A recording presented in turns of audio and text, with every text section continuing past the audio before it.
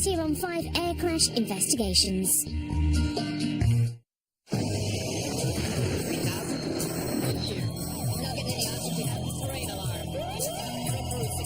We are in an emergency.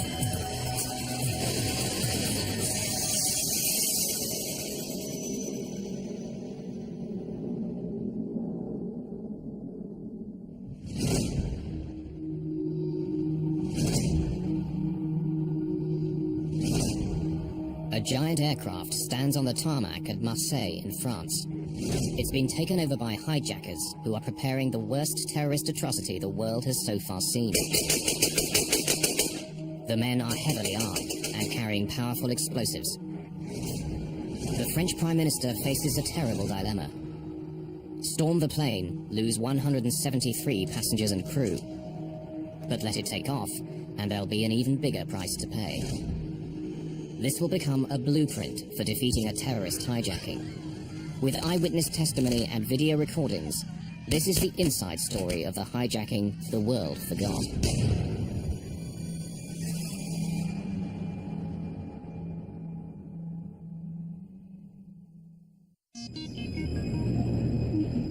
It's Christmas Eve, 1994. An Air France jet is on final approach to Algiers airport. It's the early morning flight from Paris to this former French colony on the north coast of Africa. The plane is an Airbus A300 with a crew of 12 on board.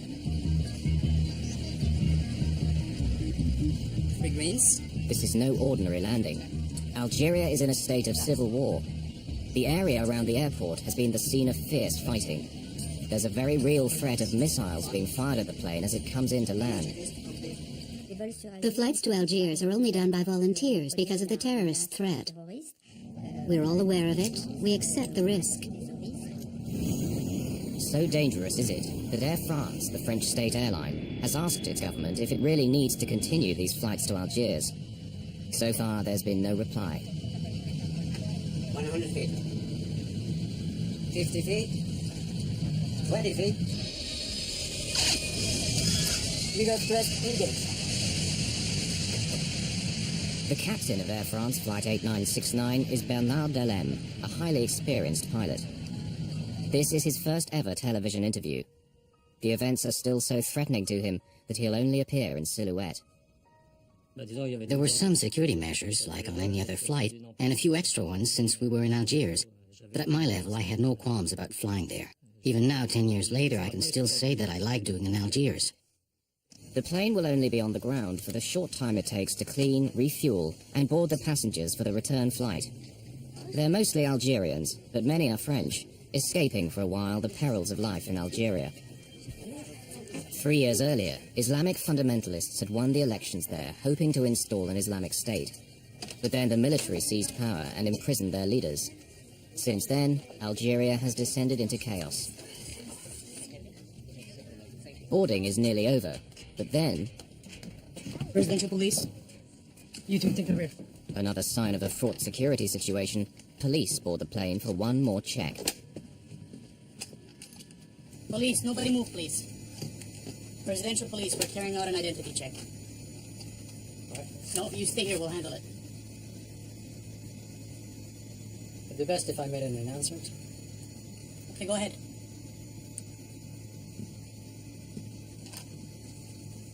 Ladies and gentlemen, good day. This is your captain speaking. There will be a short delay while the police will come to their cabin to carry out a passport check. Please remain seated. We apologize for the inconvenience. We should be on our way shortly. Passport.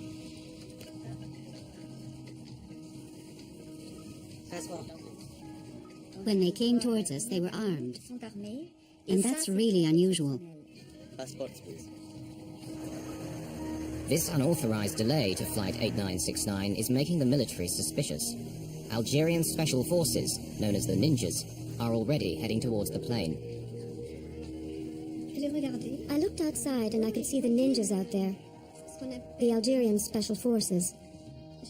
I said to myself, why are there so many of them? Tarout means infidels. And when he said that, I knew straight away that they were terrorists. There it was. All of you, get to the back! Hurry! Shut that voice of Satan! Sit down! You two, don't move! Nobody move! We are not the police. We are Mujahideen. The men are not police, but terrorists. They belong to a violent group of Muslim extremists. They aim to force an Islamic State on Algeria, no matter what it takes. And seizing the plane is part of that plan. When that happened, it was like a rock falling. Like lead. I don't know which. It was horrifying. Look at this! This is a very powerful bomb! There are others just like it! Ready for a great fireworks show in the sky! We are the Mujahideen of the people! God has chosen us to die, and you to die with us! The leader, 25-year-old Abdullah Yahya, is a notorious killer. There is nothing to fear! God awaits us all in his heavenly paradise!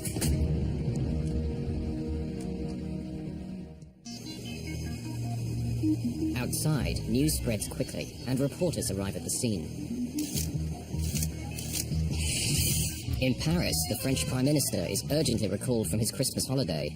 It's an international crisis.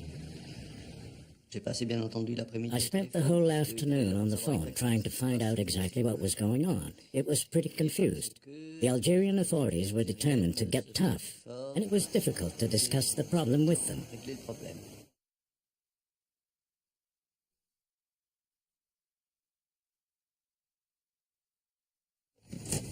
Give me your jacket, yeah. Back in Algiers, the terrorists decide to put on the flight crew's uniforms to confuse any army snipers. Meanwhile, in the cabin, one of the terrorists is not happy with what he sees. Cover your head! Cover your head more! You too!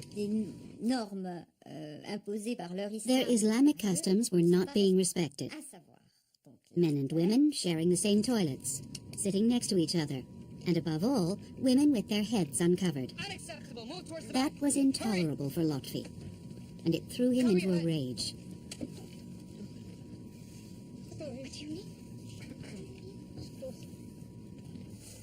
Now, 2 hours into the hijacking, the terrorists want to talk to the Algerian military. You in the tower! We have taken control of this Air France flights. We are the armed Islamic group. Do you hear me? Do you understand? Do you hear me? What is wrong with this thing? They don't hear me.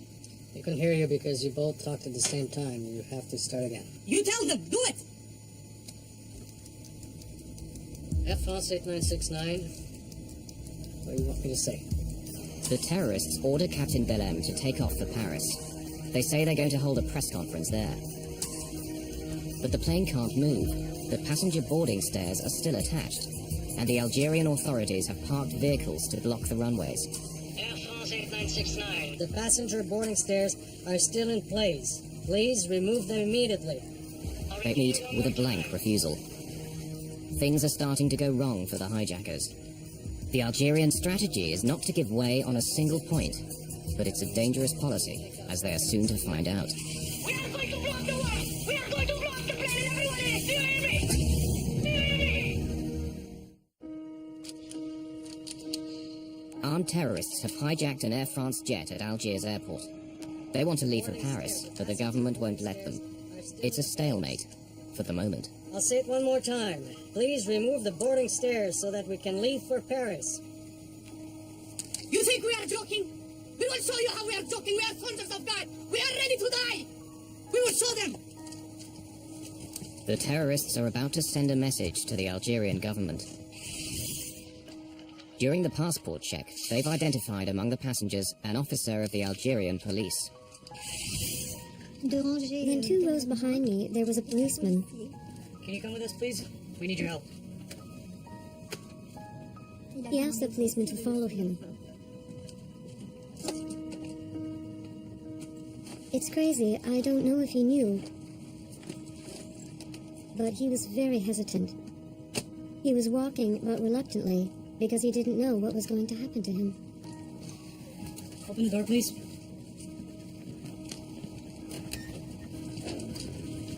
Please take our message to the government.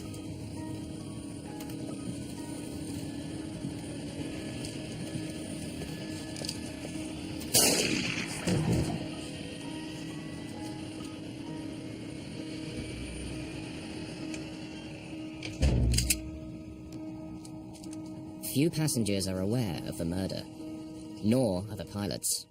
The first contact we were allowed with the cabin was when a stewardess was allowed into the cockpit to see if we wanted anything.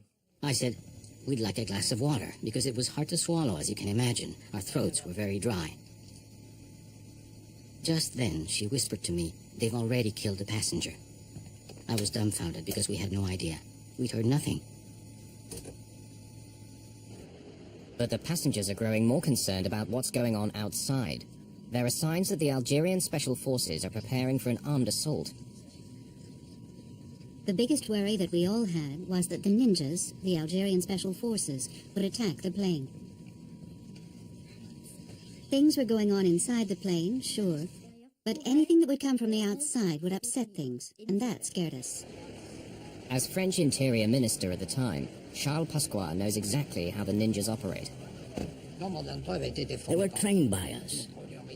We were taking a considerable risk by letting this plane stay in Algiers, because we knew that although the Algerian forces were perfectly capable of ending the siege, it would have ended in a bloodbath.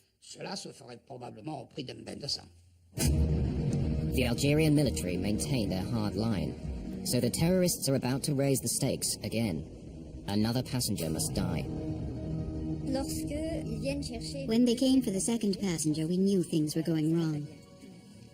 This passenger, he was different. He was Vietnamese, a diplomat. He was the real foreigner on this plane. This passenger was not cowed by their terror, and that must have bothered them. The Vietnamese diplomat believes that as an outsider, he's being released.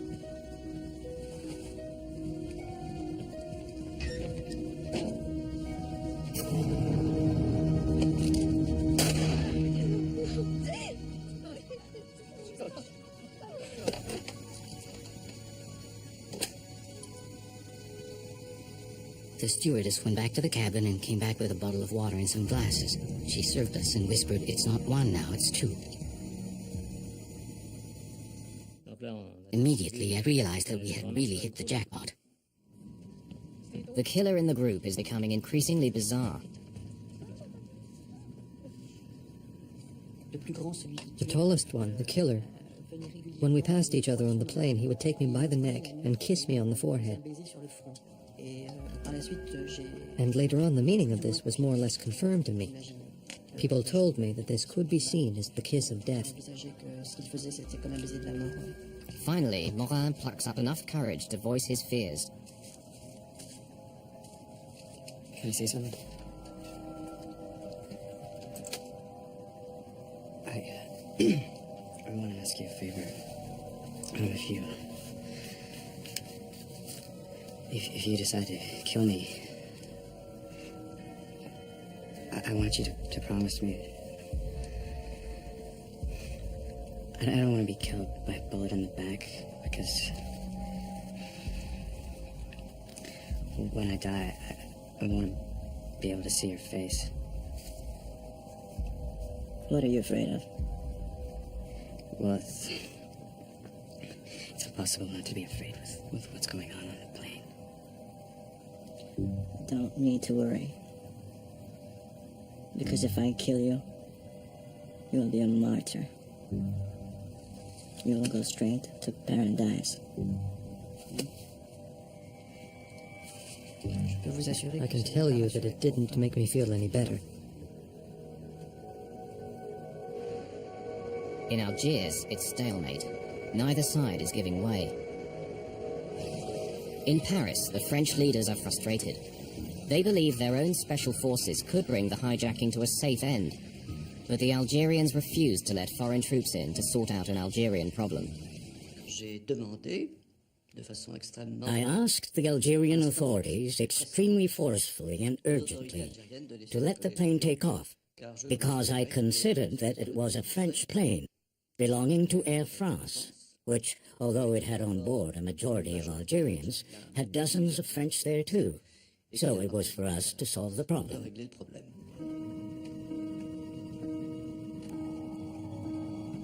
Night falls. Air France Flight 8969 is pinned down by spotlights. The passengers have now been held hostage for 7 hours. Initial panic has given way to a tense calm.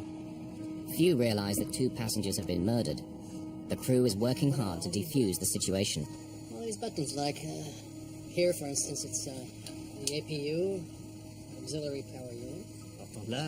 The role of a crew in these conditions is to keep things calm, to earn trust, to keep things going, which is very important. At the start of a hostage-taking, it's always violent. You have to buy time, to calm people, to show what you're like, to find out who they are, and so on. And then try to gain their trust.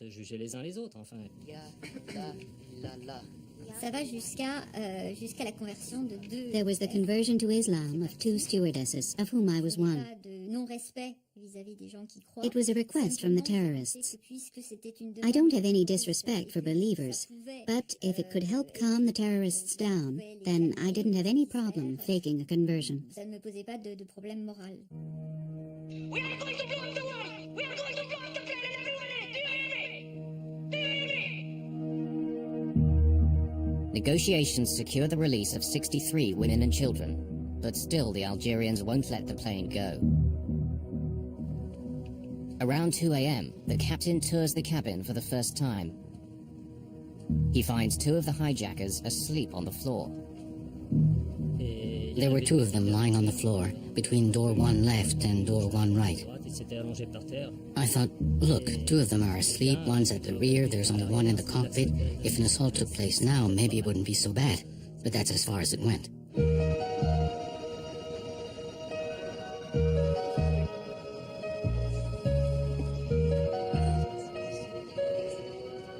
It's Christmas morning.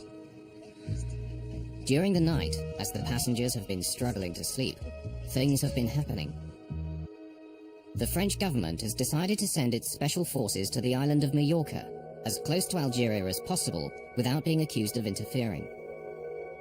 Colonel Denis Favier was then a major in charge of the French counter-terrorist unit, the GIGN.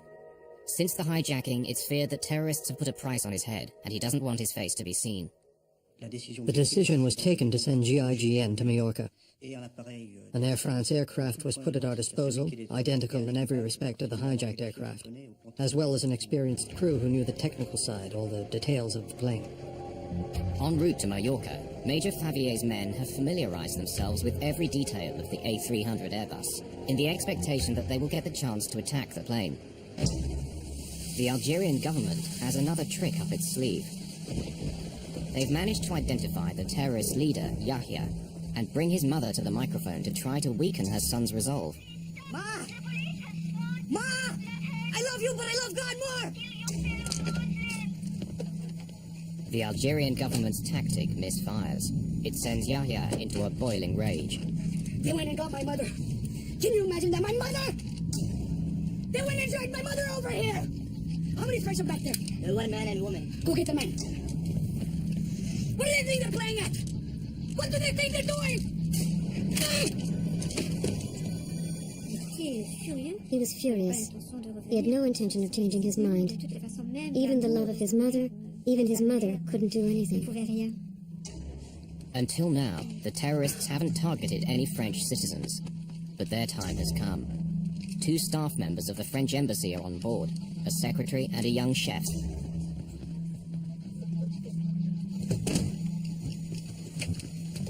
Okay, now we will teach you how to play games with us. Are you listening to me? You tell them that if they don't let the plane take off, we will kill every single passenger 1 by 1. Tell them. My name is Yannick Beignet. I work at the embassy. They're threatening to kill us. If you do nothing, they'll start the executions. You've got to do something, and quickly. Quick as you can. We care nothing for you. We are soldiers of God. We'll kill him and we'll throw him outside the door. You can come and pick him up. Get me a magazine. He was terrified, Yannick. He was looking at me, but he was terrified. Was he pleading with me to help him? Was he? You two, we better off going back to your places. Go!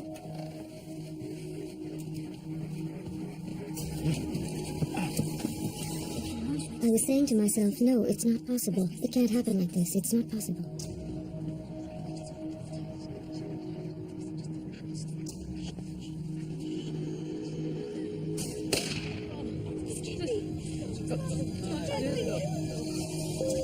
door-open warning light confirms that the terrorists have carried out their threat. Air France 8969. You happy now? See what you get when you play tough. On a assisté à distance. We witnessed at a distance the execution of this man. C'est quelque chose qu'on a vécu avec It was something we lived through with great emotion in Paris, because we were patched into the conversations between the plane and the control tower. The French government can no longer stand by and do nothing.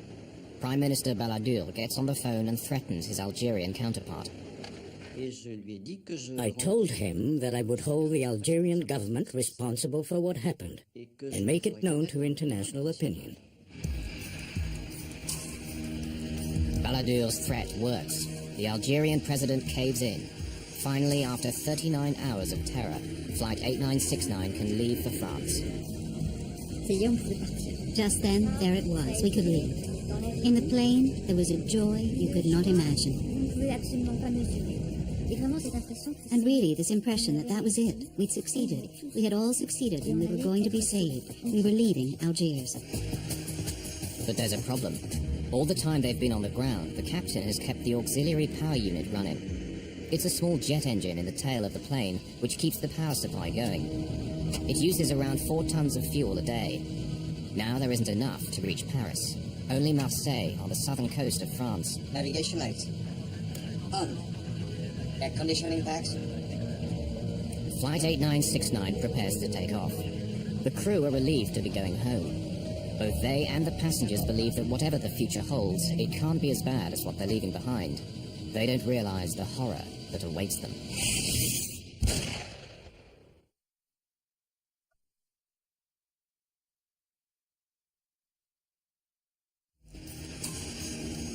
After 2 days of terror and the death of 3 passengers, the Algerian authorities are allowing Flight 8969 to leave for France. The terrorists say they're going to hold a press conference there. Before takeoff checklist completed. But before he takes off, Captain Delem is seeking an assurance from the terrorist leader. What is it? You want to get to Paris to talk to the journalists. I'll take you there. But I want to know if you're going to blow up the plane between Algiers and Marseille. Why do you ask if I'm going to blow up the plane? Because the responsibility for these passengers is on my shoulders. No, there's nothing to worry about for you or the passengers. We fly to Marseille, like you said, refuel the tanks, and then we go to Paris. I give you my word. All right. Me, I believed them when they told me that the plane would not be blown up between Algiers and Marseille. I don't know if they would have given me the same answer between Marseille and Paris. When someone's got explosives, they're not for making a birthday cake.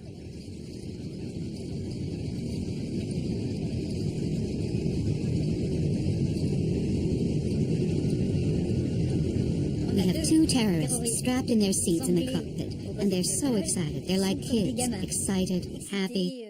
What's more, they'd succeeded. At 3:30 in the morning on the 26th of December, the plane approaches Marseille airport. They're unaware that Major Denis Favier and his French special forces have got there ahead of them from Mallorca and are now planning a showdown.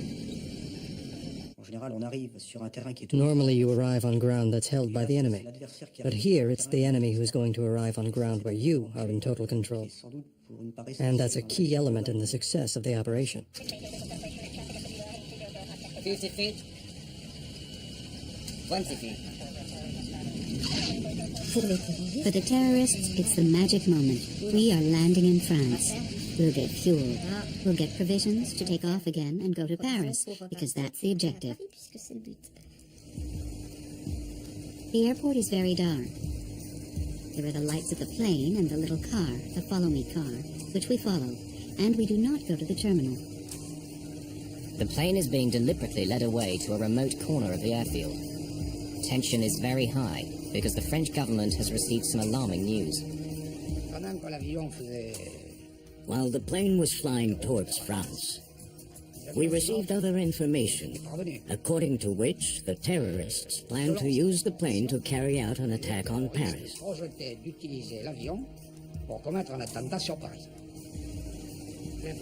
The information was credible, and we took it seriously. So the decision was made that no matter what, the plane would not take off from Marseille. No matter how high the price may be, the plane would not take off. We picked a very precise spot for the plane to park, and then we just played for time.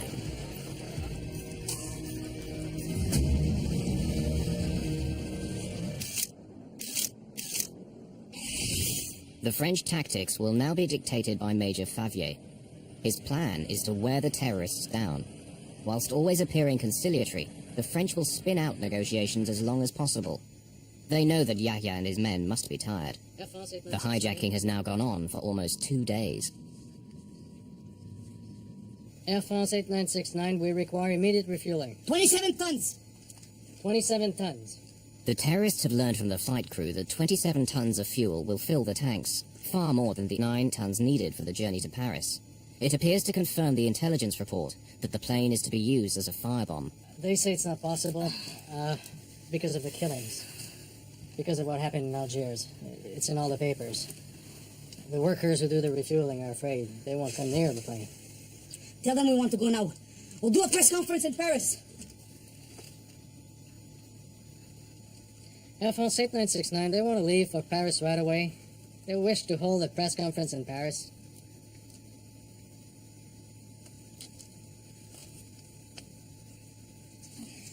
They say, why go to Paris while all the international press has come here to Marseille? They're all here. Why do a press conference in Paris? There's no point. We can do it here on the plane. Major Favier has baited the hook. Will Yahya bite? Tell them we want CNN. Tell them we want CNN. Air France 8969, they want to speak to CNN. The terrorists agree to a press conference aboard the plane, little realizing that it's all part of a clever plan. Tactically, this press conference was important because it enabled us to get some of the passengers moved to the rear of the plane. The negotiators asked that the front of the plane be cleared for the press conference. The real reason is to create a clear area for the French special forces when they storm the plane. Because what the terrorists don't realize is that the plane's doors can be opened from the outside. Are they coming? No, not yet. By now, the plane has been sitting on Marseille's taxiway for 12 hours. The French special forces know how many terrorists there are and where they are. It's believed the French special forces planted microphones on the fuselage of the plane. Now they're waiting for the sun to go down to take advantage of the dark. On the plane, they know nothing of this. They're still waiting for the press to arrive. Tower 8969, everything's ready here. You can send the press now.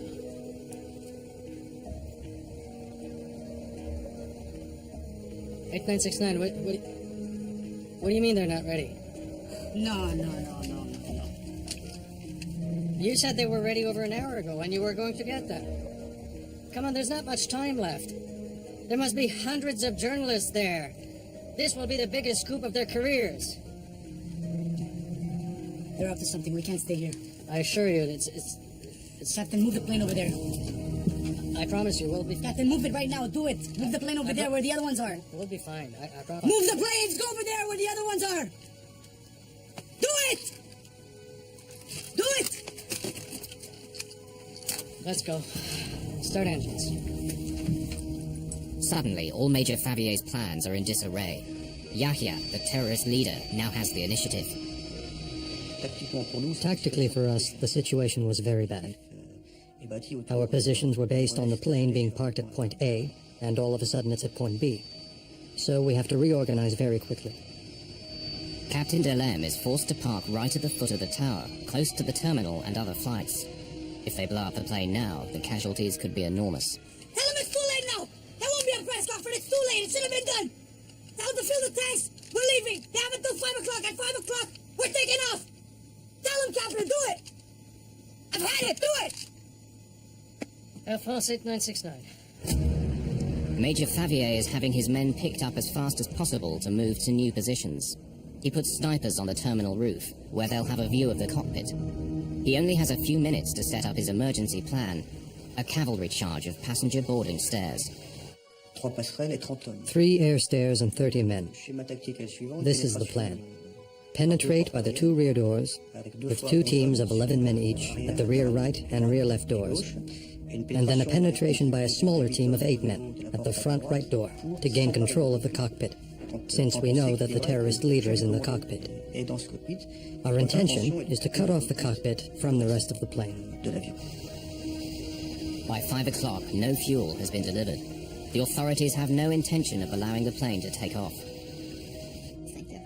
5 o'clock comes round, and there, it's the moment when Yaya has to do something.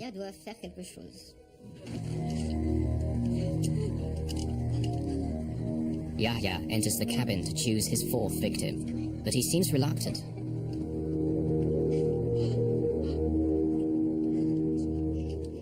He chooses a member of the crew, the youngest, the most foreign, who had made the mistake of telling him he was an atheist.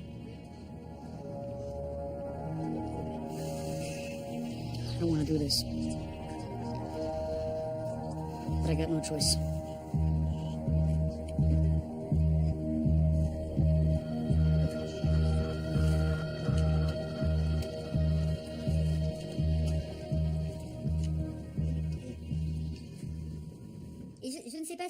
I don't know what was going on in Yaya's head, and we never will.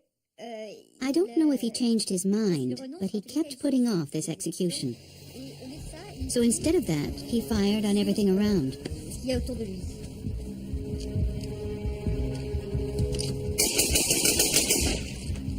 The hijackers know they are in the endgame. But then they discovered there was a public address, and they started reciting verses from the Quran. It was very difficult because it was the prayers for the dead.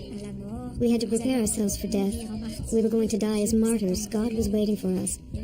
There was silence, and all of a sudden it was a state of panic. The terrorists know the French negotiators are in the control tower. They decide to send them a message. One of the terrorists opened the side window of the cockpit and hosed down the control tower. The glass shattered all around us. We were literally machine-gunned. Since we had landed in Marseille, there had been some moments of tension, but nothing like what seemed to be about to happen. Comme ça avait l'air de se présenter. We're gonna succeed in our mission, Captain. Don't worry about that. Major Favier has been given carte blanche by the French Prime Minister Edouard Balladur. He decides the moment has come to act. When the terrorists started firing with an automatic weapon on the tower, there was danger inside the plane, so we now had justification for an armed attack. That attack was carried out from the air stairs, which are mobile vehicles. They're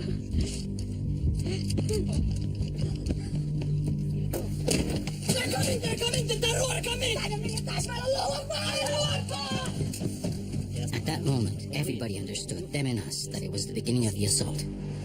The cavalry charge is underway. This is actual footage of the attack. There are 8 of us on the front right air stair. The first air stair gets to the aircraft. There's a small problem with the height, as it was a little bit higher than the door. The door hits the top of the air stair. A slight step back. The door opens. The air stair touches the plane, and the group goes in. Then it's the apocalypse.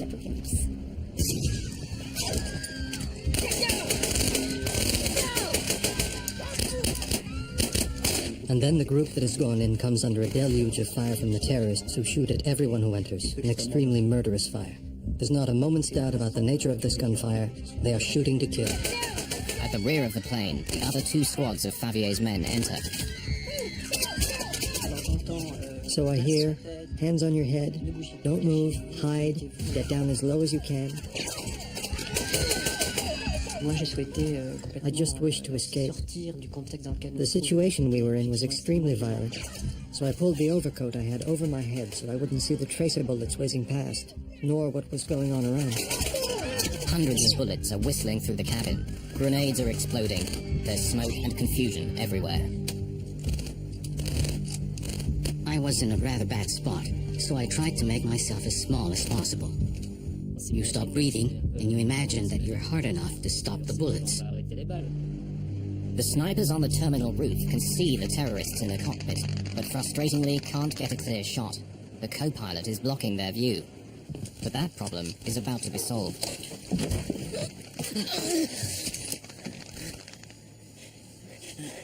man.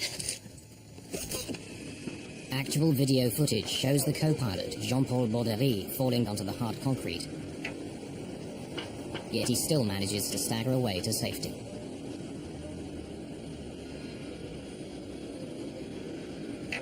It gives the snipers the chance they've been waiting for.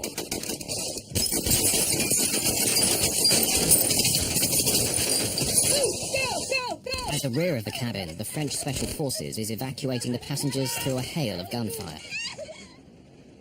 But cabin steward Christophe Morin finds himself unable to escape.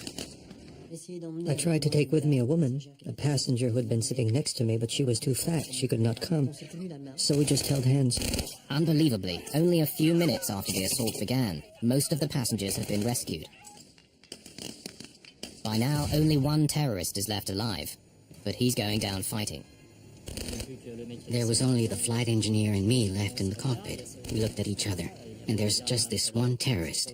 He looks at us, one after the other. His 3 colleagues are here, dead or nearly so. Out of spite, he could have killed both of us. He didn't. What more can I say? I think that after 54 hours, there is mutual recognition and respect, quote-unquote, between the terrorists and the hostages. Yes, bonds were created in this drama. And I think these bonds were activated, and that they perhaps contributed to saving the lives of some members of the crew. The French news footage captures amazing scenes of the battle.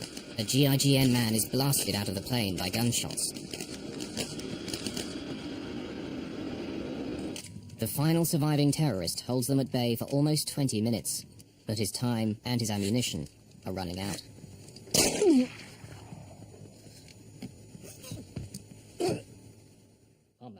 The flight engineer and I looked at each other. We knew exactly the situation we were in.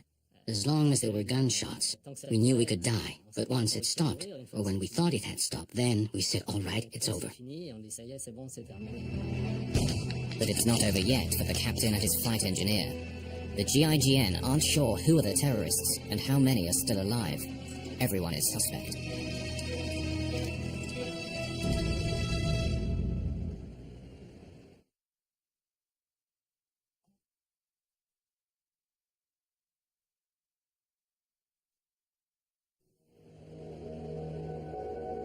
The battle around the cockpit has been so fierce that everyone believes the flight crew are dead. The French Special Forces suspect that any survivors may be terrorists in disguise. The flight engineer is hustled off the plane and handcuffed. Get up. Hands on your head. I'm the captain of the plane. I will get out. But not with my hands on my head. I would never have left the cockpit with my hands on my head. After all I have been through, I would not be punished like a child. When we saw Bernard and Alain come out, we couldn't believe it. Alain was handcuffed and his shirt was covered in blood. He said, I'm deaf, I'm deaf. But we said, yes, but you're alive. We told him, he's our flight engineer, let him go. It was incredible.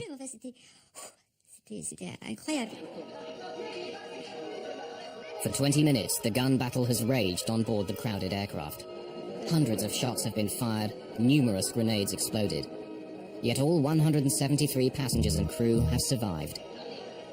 Captain Delem himself escaped with bullet wounds to his right elbow and thigh.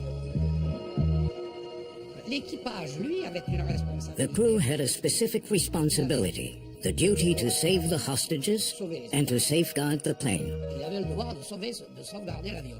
The crew in general and the captain in particular, they all rose to the occasion. 9 of the 30 GIGN men have been wounded, 1 seriously. When I assessed the gravity of the GIGN men's injuries, and when we learned that none were fatal, then yes, I could consider that the operation overall had been a success. Out of the 161 passengers who survived the hijacking, only a few have suffered slight injuries. A huge relief to the French Prime Minister. I cannot say that I was calm that day, but I considered that there was no other decision to be made than the one I took. So the only thing that was left for me was to hope that things would unfold well. And as a matter of fact, they unfolded exceptionally well. I would not have dreamed that they would go that well. All the French special forces and the crew members received high national honors for their courage. For a long time, I kept seeing the faces of the 3 dead passengers that I couldn't save. Then, when the time of the medals came, I realized that I'd helped save 170 people. It's a lot more gratifying, and it allowed me to mourn and get over it. I don't wear the medal, but I'm proud of having it, and I consider that we deserved it. We only did what we were supposed to. Our job. It was a textbook mission, one of the most successful anti-terrorist operations ever carried out. But the traumatic experience will never leave the survivors. Zahida Kakachi, the passenger, could not stay in Algeria. She became so anxious about her safety, she emigrated to France. Stewardess Claude Berniard was thanked by Air France, but never worked for them again. Christophe Morin suffered the same fate. Since this horrific experience, his outlook on life has changed radically. He now works for a charitable organization. Captain Delem eventually returned to flying duties. After a further 9 years of service, he's recently retired from Air France. Later, a former leader of the Algerian terrorist groups, Omar Chiki, confirmed that the plan had been to blow up the plane over the Eiffel Tower, the symbol of the French nation. Hundreds might have been killed when the plane crashed down onto the crowded streets of Paris. They never tried again, and the world would forget this hijacking.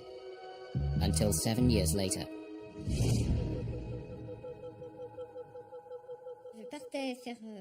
I went to do some shopping, and I bumped into a friend who said, a plane has crashed into the World Trade Center. I went home and stayed sitting in front of the television for 24 hours. I couldn't move or eat or do anything. All those images came back to me, and I asked myself, is that what was supposed to happen to us?